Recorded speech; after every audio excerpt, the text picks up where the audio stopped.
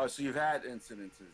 So Yeah, well, I lived in Florida, so I've gone to like conventions in Florida, and they don't really understand what it is. They'll want to just they'll follow you around, and I would have to like hide and go in through back rooms and stuff, and just kind of like dodge people so I didn't see them. from Well, other women, oh, I guess men and women, but definitely from other women, has there really been a lot of conversation about the cosplay harassment, the street harassment that translated into harassment during Comic Con? I think it's a topic we mentioned, but it's not something we really like to hold on to because we have so much fun doing what we do, Mm-hmm. like we want to like do it regardless. I mean, every profession or, activity always has its downsides and Right. the counterparts that make us not want to do it. And we have a lot of fans that want to see us in these cosplays. So I think like the outstreet is more for the people who want to see the cosplayers than maybe the cosplayers themselves, in my perspective, I think, because I have a lot of friends who just don't like they'll see people following me and I won't notice, and they'll be like, "Yo, this person's been following you for like 2 hours."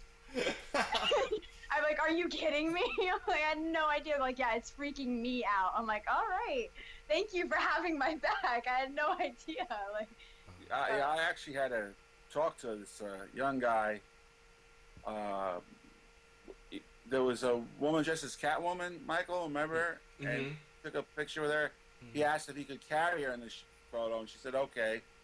And then later on, when I was outside, he tried that on two other cosplayers, Oh, okay. and one said no, and he kept asking, and I was like, the girl said no. I kind of towered the guy, so it kind of ended Right. that.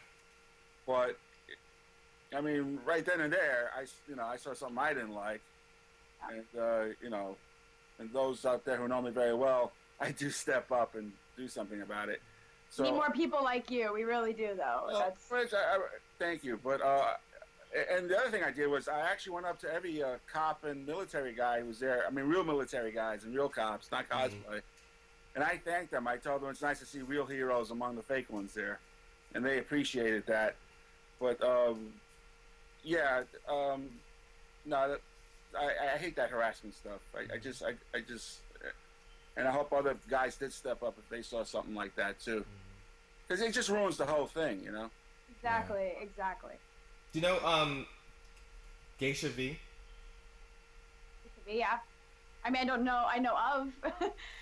I met her, Geisha V, and she's so nice and funny and just so you know what I mean? She just has this you know, and I got to see her in more than one character during Comic Con, as well as a panel, which we'll talk about later.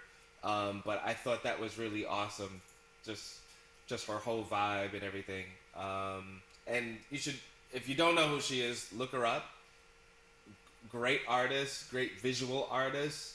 And I think some people forget the fact that cosplay is a part of visual art, even though that you're taking something from the page, and turning it into your own interpretation, or trying to get it identical, which is some people do that really well. I think people need to start looking at that as visual art because they put a lot of work into it.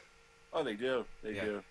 I mean, some of them act like it's Halloween. They just go out and buy the costume, but it's always good to see the ones that are, right. they put a lot of work into it. And again, they're the first thing you see when you walk in.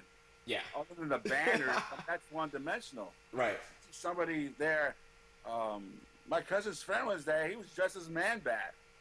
I was like, whoa, yeah, that's the first thing you see. 3D. You think they're there to promote a movie, but not. It's just a regular person enjoying the show. Right, right, You know? right, right. Anyway, Oh let's man. move on. Let's move on. Let's move on. Let's um let's move on to publishers.